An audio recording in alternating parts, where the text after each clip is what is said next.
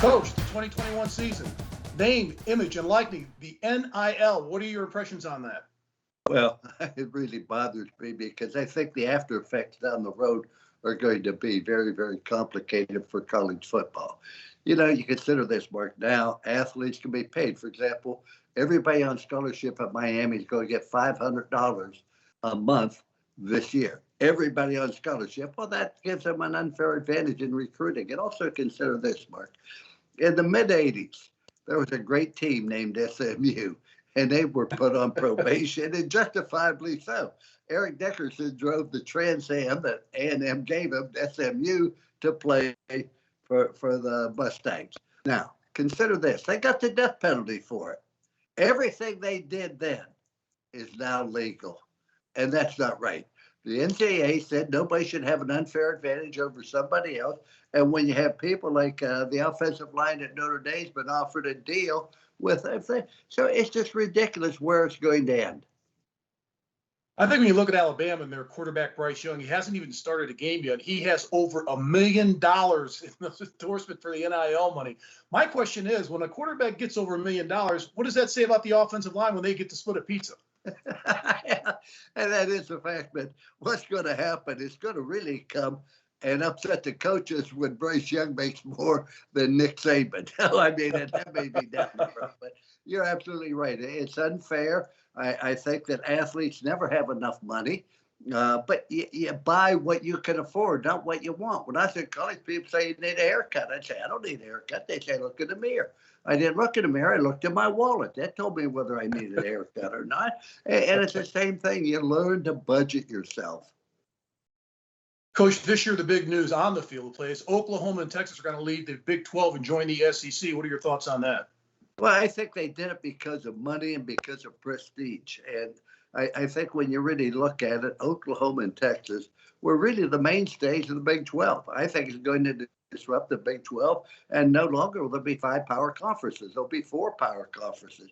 But I think it also hurt them in recruiting. You know, when A&M left the Big 12 in order to go with the SEC, it helped them in recruiting. It helped them all the way along the line. And financially, it was a huge dividend. So I think we're moving now where we're going to have a super conferences per se. Does the Big 12 survive? I don't see how they can as a major conference, Marcus. Who are they going to take in? They could take in Houston, yeah, certainly. But we're going to be back to the Southwest Conference, which was predominantly a Texas-oriented conference.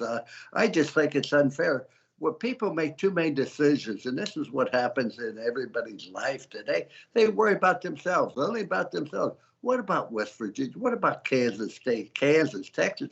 You go on and on. Where do they go from there? Yeah, it's better for you, but you also have to look at the effect it has on other people. And I remember Father Joyce telling me at Notre Dame that many years ago, Notre Dame was offered a private TV contract for every game we played. Father Joyce turned it down because he said it would not be good for college football. Be great for Notre Dame, but not for college football. And I think there are too many people in decision-making today, Mark, that are worried and making decisions what's best interest for them and not what's in the best interest of the athlete or college football. Now, this new alliance between the Pac-12, the Big Ten, and the ACC, how do you think that's going to play out with college football?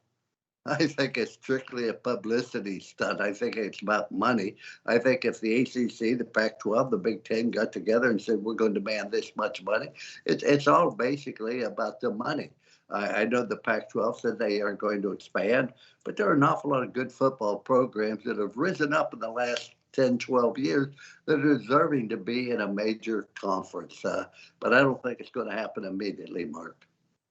Coach, all these transfers that are going around in college football this year, how can you hold on to the core of your football team if everybody's not starting and they want to transfer? There aren't many things that upset me as much as the transfer rule, Mark, where you have one free transfer.